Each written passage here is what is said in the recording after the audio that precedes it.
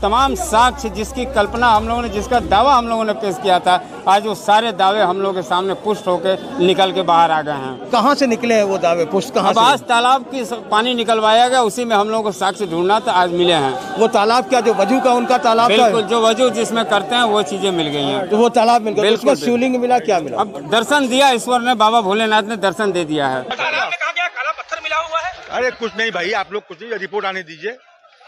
अच्छा, आप लोग संतुष्ट हैं कार्रवाई से? बिल्कुल संतुष्ट हैं। कल कार्रवाई क्या रिपोर्ट सबमिट होगी? कल सबमिट होगी।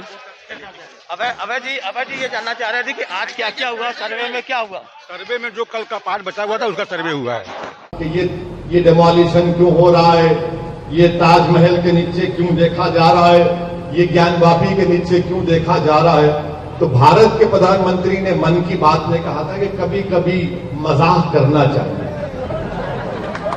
जोक करना चाहिए। सुना होगा आपने मन की बात, कहा था कि कभी कभी लतीफा बोलना चाहिए।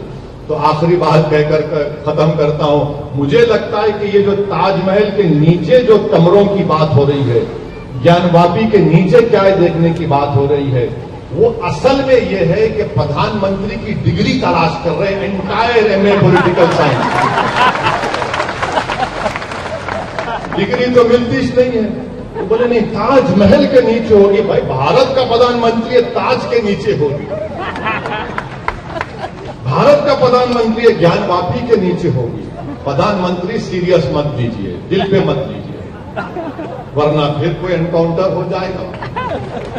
और मीडिया वाला से ही बोल रहे कि हमने जोक किया, आपके बादशाह सलामत के ताल्लुक से मजाक किया, दिल पे मत लीजिए। यही बात मैं आपको कहने आया हूं, यही बात मैं आपसे गुजारिश करने आया हूं, और आपको ये भी बताने आया हूं और हुकूमत को भी ये बता रहा हूं कि हमने एक बाबरी मस्जिद को खोया, आप दूसरी मस्जिद को हरगिज नहीं खोएंगे। याद तुमने मक्कारी और अय्यारी से इंसाफ का कत्ल करके तुमने हमारी मस्जिद को हमसे छीना, आप दूसरी मस्जिद नहीं छीन पाओगे। याद रखो, अब हम तुम्हारी इन बातों का भरोसा नहीं करने वाले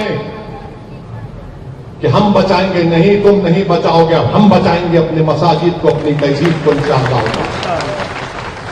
जो लोग आकर मुझसे कहते हैं कि नहीं नहीं हम हैं, तुम नहीं है, तुम कभी हमारे साथ नहीं थे, तुम तो हमारे जनाजे जब आते तुम आकर दो दिखावे के आंसू बहाकर चले जाते हो, और उसके बाद हमारी बर्बादी के अफसाने कोई लिखकर कोई किताब लिख देता है, कोई मज़ामीन लिख देता है, उसको कोई अवार्ड मिल जाता है।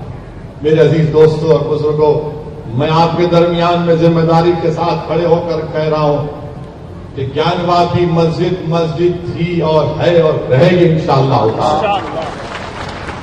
1991 का कानून यह कहता है कि 15 अगस्त 1947 को जो मंदिर थी वो बरकरार रहेगी, और अगर कोई उसके नेचर और कैरेक्टर में तब्दीली पैदा करना चाहेगा तो 91 का पार्लियामेंट का कानून कहता है कि उन पर केस बुक करो, जेल भी जाओ, और अगर कोर्ट ने फैसला दिया तो 3 साल की सजा। तो ये चीज को आपको समझना है।